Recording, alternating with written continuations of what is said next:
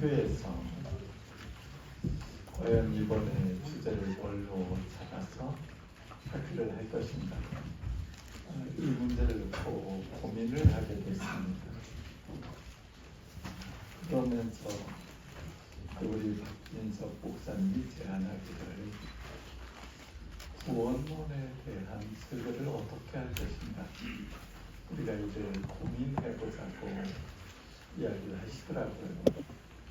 근데 구원론에 대해서 이야기를 하려고 하면 너무 폭이 넓고 크기 때문에 우리가 이를 좀 제한해서 하자 해서 로마서로 제한해서 구원론에 대해서 이번 학교에서 논의를 하고 또 이를 통해서 목표 현장에 유익이 될 수 있도록 이끌어가자는 쪽으로 결론을 내려서 이번 학교를 구원론에 대해서 이야기하게 됐습니다.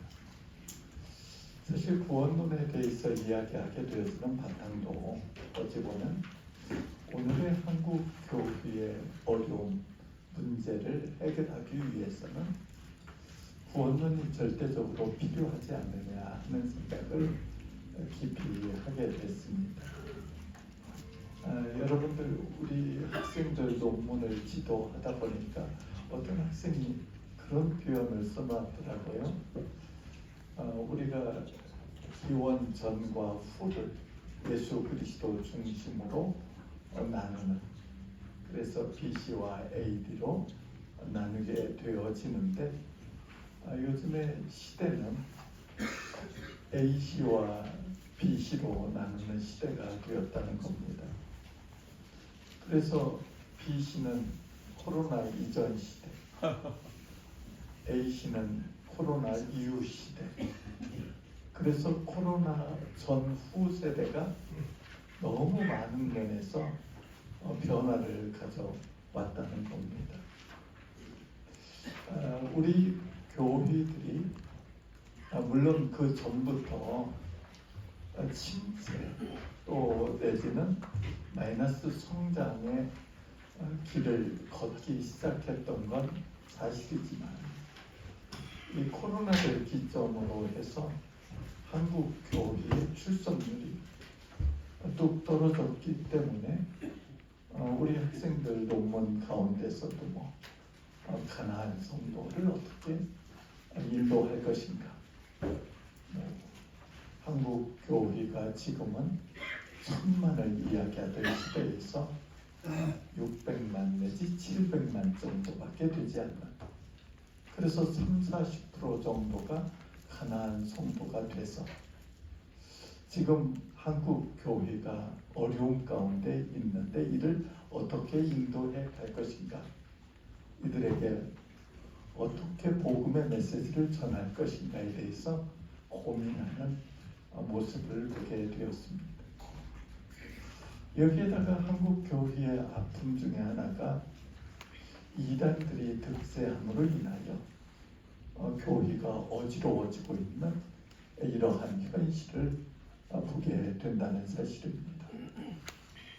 최근에도 대구 지역에서 이단 신천지가 10만 명이 모임이 해가지고 그들이 자신들의 세를 과시하는 이러한 형국 속에서 교회는 점점 더 침체해 가면서 힘을 잃어가는 이러한 상황 속에서 어떻게 교회를 세울 것인가. 그래서 키노트의 제목도 건강한 교회를 세워야 되지 않느냐. 이를 위해서 이번 학교가 기초석을 놓는 기회가 되길 바라는 마음에서 이 학교를 준비하게 됐습니다. 우리는 설교학교다 보니까 설교학적 측면 쪽에서 바라볼 때 한국 교회가 침체의 길을 걷게 되어진 것은 물론 우리가 설교가 들리는 설교를 당연히 해야 된다고 생각하는데 들리는 설교에 너무 방점을 찍다 보니까 자연스럽게 재밌는 설교로 변질되고 말았다는 사실입니다.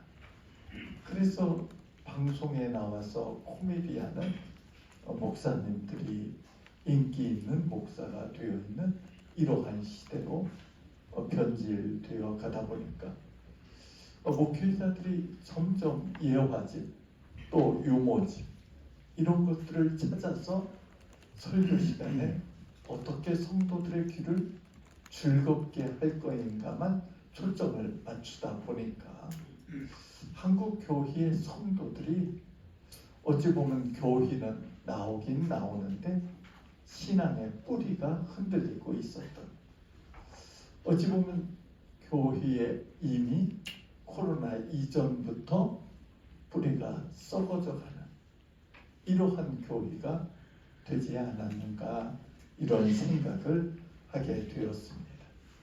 그래서 한국 교회를 어떻게 회복시킬 것인가, 이를 생각하면서 우리 설교학적으로 바라볼 때 바른 설교를 할 필요성이 있음을 절감하게 되었고, 이러한 바른 설교의 중심에는 어찌 보면 신앙을 바로 세울 수 있는 이러한 복음적 설교가 이루어져야 되지 않느냐 해서 구원론에 대해서 우리가 설교학적으로 어떻게 성도들에게 거부감 없이 성도들이 메시지를 듣고 그들의 삶이 변화되게 만들 것인가 생각하기 위해서 학교에서 구원론에 대해 설교하는 거 함께 고민을 하고자 하는 겁니다.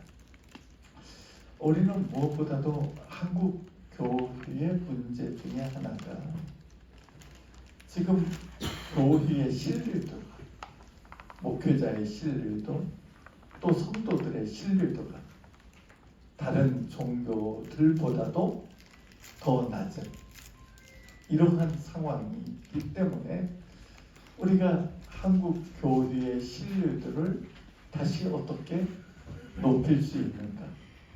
이는 어찌 보면은 한국 교회의 성도들의 삶을 변화시키지 아니하면 결국 신뢰도를 높일 수 없지 않느냐, 이렇게 생각을 하게 되었습니다. 어찌 보면 신뢰도가 높은 교회 중에 하나가 물론 예루살렘 교회도 좋은 교회이지만 안디옥 교회가 신뢰도가 높은 교회이었었기 때문에 그들이 그리스도인이라 칭함을 받게 되었음을 보게 된다는 사실입니다. 어찌 보면 그들은 예수쟁이로서 예수 그리스도의 향기를 드러낼 수 있는 아름다운 성도들이었기 때문에 그 지역 사회를 변화시키는 교회가 되었을 뿐만 아니라 그들이 신앙적으로 자신들이 그리스도 안에서 빚진 자임을 뼈저리게 느끼면서 복음 위하여 선교사들을 파송하기 위하여 바울과 바나바를 택하여 선교사로 보내는 이러한 아름다운 교회의 모습이었었음을 보게 된다는 사실입니다. 이러한 안디옥 교회의 모델을 우리가 채택해야 되는데 한편에서는 우리가 로마서를 통해서 사도 바울이 꿈꾸고 또 원했던 아름다운 교회의 모습을 바라보면서 로마 교회를 통해 우리가 어떻게 메시지를 전할 때 교회가 건강하게 세워질 수 있는가 생각해 보고자 하는 겁니다. 여러분들 로마 교회를 바라보게 되었지만 로마 교회가 언제 어떻게 세워졌는가 하는 것에 대해서는 역사적 근거 자료가 아주 미약합니다. 그러나 우리는 추정하기를 오순절 성령 역사가 있었을 때 로마에서부터 온 경건한 사람들이 있었고 이들이 로마로 돌아가 로마 교회를 세우게 되었고 이들이 로마 교회를 건강하게 세워 나갔었기 때문에 당시의 유대인들의 시기와 질투를 받게 되어 유대인들과 갈등을 빚게 되었습니다. 유대인들과 갈등으로 인하여서 49년도에 로마 황제였던 클라우디우스가 모든 유대인들을 로마에서 추방하게 되었고, 이로 말미암아서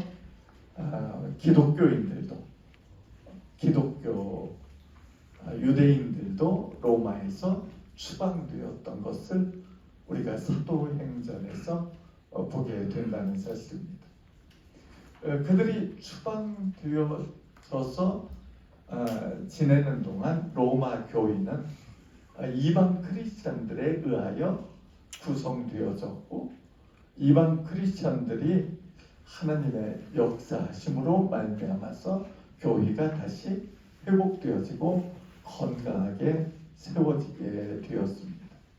그러나 52년도에 이 클라우디우스 황제가 유대인들에게 다시 로마로 돌아와도 좋다는 칙령이 내려짐으로 인해서 그들이 로마로 돌아왔을 때 로마 교회는 이미 이방 크리스천들이 주축 멤버로 있었기 때문에 이로 말미암아 유대 크리스천과 이방 크리스천 사이 속에서 갈등이 빚어지기 시작했고, 이 문제를 해결하기 위해서 사도 바울이 로마서를 쓰게 되었다고 저는 보고 있습니다. 그렇기 때문에 이 문제를 해결하기 위해서 사도 바울이 강조한 것이 우리가 우리 자신들에게 의가 없음을 강조하며 오직 예수 그리스도의 믿음으로 말미암아 우리가 의롭게 되었음을 강조하여 이방 크리스찬이나 유대 크리스찬이나 다 그리스도로 말미암아 구원의 은혜를 누리게 되었음을 강조하고 있다는 사실입니다.